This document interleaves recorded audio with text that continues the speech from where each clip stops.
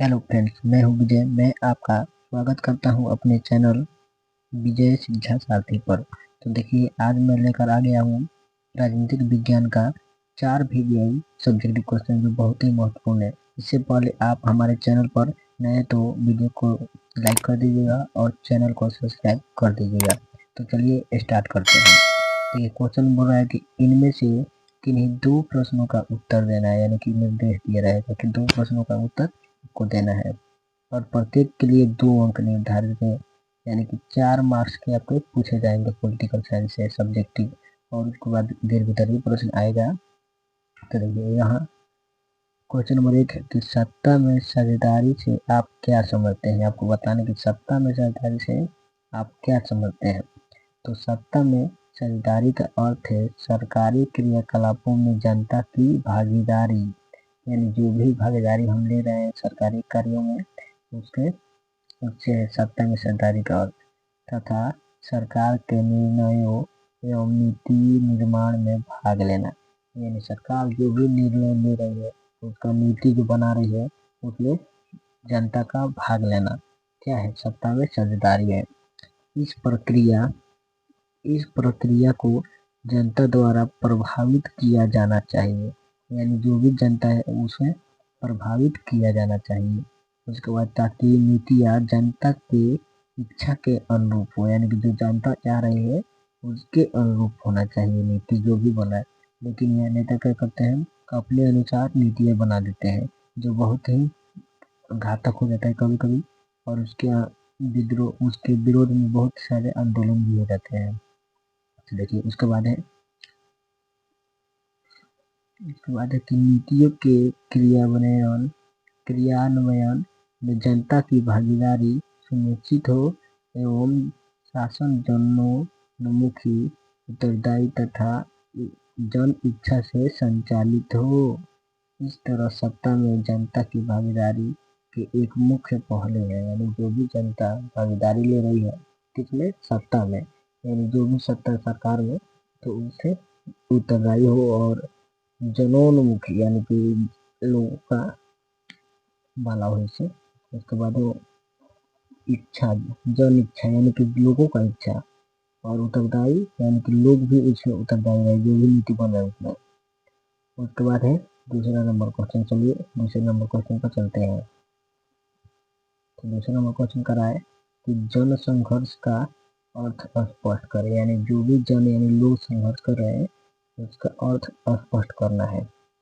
तो आंसर है कि जनता जब सरकार की कुछ निश्चित नीतियों अथवा निर्णयों के विरोध स्वरूप बड़े पैमाने पर अपनी मांगों को मनवाने के लिए संघर्ष करने लगते हैं, तो इसे जन संघर्ष अथवा जन आंदोलन कहा जाता है। यानी सरकार जो भी नियम बना रही है, अगर लोग उससे जो संतुष्ट नहीं है तो क्या करेंगे, उसकी नीतियों के खिलाफ, निर्णयों के खिलाफ विरोध प्रदर्शन करेंगे या आंदोलन भी कर सकते हैं। तो इसे अपना आंदोलन करके सरकार को अपनी बातों को मनवाते हैं, और जो वो संघर्ष करते हैं तो उसे जन संघर्ष या जन आंदोलन कहा जाता है। तो इस प्रकार की स्थिति तब आती है जब जनता को यह आभास हो जाता है कि सरकार उनके हितों की अनदेखी कर रही है। यानी कि जब लोगों को लगता है कि सरकार उनके हितों की अनदेखी कर रही है तो क्या करते हैं, लोग सरकार के विरुद्ध प्रदर्शन करने लगते हैं, जिसे जन आंदोलन कहा जाता है। उसके बाद तीसरा नंबर क्वेश्चन। चलिए तीसरा नंबर क्वेश्चन पर चलते हैं। तो तीसरा नंबर क्वेश्चन है कि जनतंत्र की मुख्य बाधाएं क्या है। जनतंत्र है तो उसकी मुख्य बाधाएं क्या है। तो भारतीय लोकतंत्र विश्व की सबसे पुरानी एवं सफल लोकतंत्र है। इसके बावजूद इसकी कुछ चुनौतियां हैं, यानी कि अपना भारत सबसे महत्वपूर्ण है, सबसे पुराना भी है और सफल भी है, लेकिन इसके बावजूद भी इसकी कुछ चुनौतियां हैं। तो एक नंबर में क्या है, भारतीय लोकतंत्र की सबसे बड़ी बाधा यहाँ के समाज में व्याप्त सामाजिक एवं आर्थिक असमानता है। यानी जो भी असमानता है हमारे भारत में, लोकतंत्र की यह सबसे बड़ी बाधा है। जैसे जातिवाद हो गया, आर्थिक आर्थिक ढंग से यानी कि पैसे की कमी हो जा रही है, कोई एकदम गरीब होते जा रहा है, कोई एकदम अमीर होते जा रहा है, तो इसे क्या है लोकतंत्र की सबसे बड़ी बात है ये। उसके बाद है भारत की अधिकांश जनता निरक्षर है, यानी पढ़े लिखे में भारत की अधिकांश जनता जो अपने वोट का मूल्य नहीं समझ पाते, यानी कुछ लोग होते हैं जो अपने दारू पर दे देते हैं वोट, या कुछ लोग जातिवाद को देखकर वोट दे देते हैं, कुछ लोग कहते हैं कि ये हमारे पार्टी से तो उसको वोट दे दीजिए।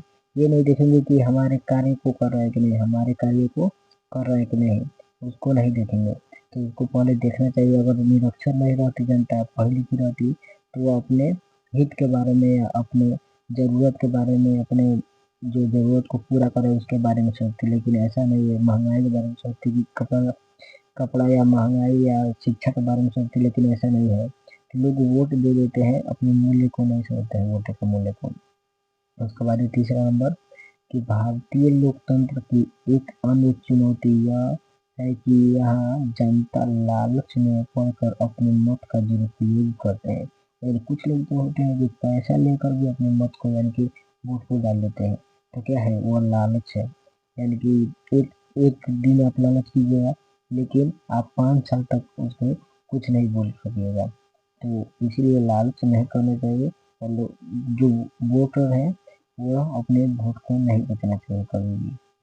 उसके बाद है 4 नंबर कि भारत में निष्पक्ष समाचार पत्र का भी अभाव है। यानी जो मीडिया है, देखिए अभी भी बिक चुकी है पूरी मीडिया, तो वो लोग ही पार्टी के गुणगान करती रहती है। तो ऐसा नहीं होना चाहिए। उसे निष्पक्ष यानी किसी के पक्ष में नहीं होना चाहिए। जो अच्छा है उसको अच्छा बताना चाहिए, जो बुरा है उसको बुरा बताना चाहिए। लेकिन यहाँ पर जो बुरा है उसको भी अच्छा दिखाया जा रहा है। लेकिन यही कारण है कि यहाँ की जनता को सही जानकारी नहीं मिल पाती है, और सही जनता भी जनमत भी नहीं बन पाते, यानी लोग अपने में सहमत नहीं हो पाते हैं, और जनता को सही जानकारी ही नहीं मिल पाती है। क्या करेगा, समाचार पत्र आपको गलती गलती दिखा देगा और आप मान जाइएगा वहीं। तो पढ़े लिखे रहते तो उस पर सर्च करते, लेकिन अधिकतर लोग क्या है, निरक्षर है, पढ़े लिखे नहीं है, तो वो सर्च नहीं करते, बस मान लेते हैं। उसके बाद है चौथा नंबर क्वेश्चन, नर्मदा बचाओ आंदोलन का मुख्य उद्देश्य क्या था। नर्मदा बचाओ आंदोलन का मुख्य उद्देश्य आपको बताना है।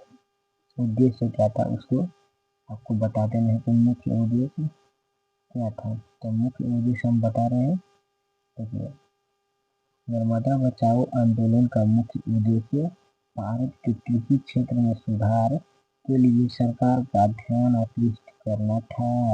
यानी जो नर्मदा को बचाने के लिए था, उसको भारत की कृषि क्षेत्र का सुधार, यानी कि जो कृषि में सुधार हो रहा था उसको ध्यान आकर्षित करना था, यानी कि सरकार का ध्यान इसमें पड़े, तो उसके लिए था। इस आंदोलन के समर्थकों का यह तर्क है कि जल, जंगल, जमीन जैसे प्राकृतिक साधनों पर स्थानीय संप्रदायों का प्रभावी नियंत्रण होना चाहिए। यानी कि जो स्थानीय लोग हैं उनका जल और जंगल और जमीन पर प्रभावी रूप से यानी कि एकदम प्रभाव रहे और नियंत्रण रहे, अपने वश में रखे।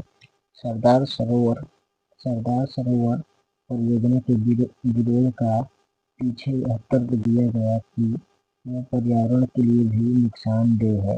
यानी जो सरदार सरोवर परियोजना था उसके विरोध में कौन सा हुआ था, हमारा आंदोलन था। और इसके पीछे पर्यावरण को क्या कर रहा है, नुकसान पहुंचा रहा है। उसके बाद सवाल